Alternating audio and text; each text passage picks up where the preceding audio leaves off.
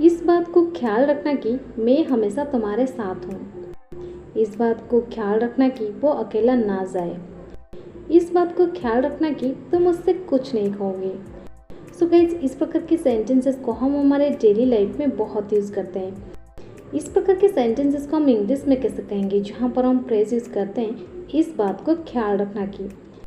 सो चलिए सबसे पहले इसकी इंग्लिश देख लेते हैं। इस बात को ख्याल रखना की, इसको हम इंग्लिश में कहते हैं keep this thing in mind. Keep this thing in mind.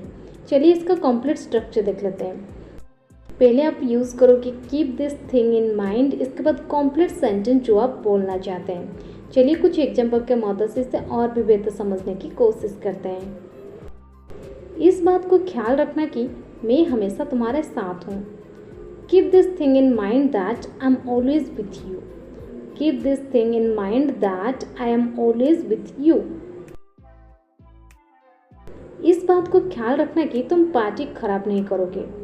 Keep this thing in mind that you will not spoil the party.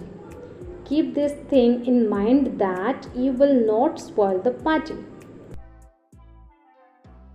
इस बात को ख्याल रखना कि तुम उससे कुछ नहीं कहोगे।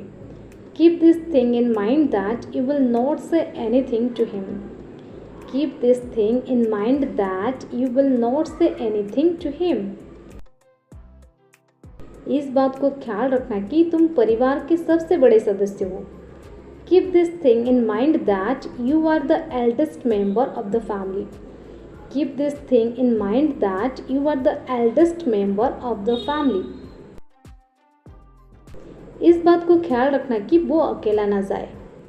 Keep this thing in mind that he should not go alone. Keep this thing in mind that he should not go Elon.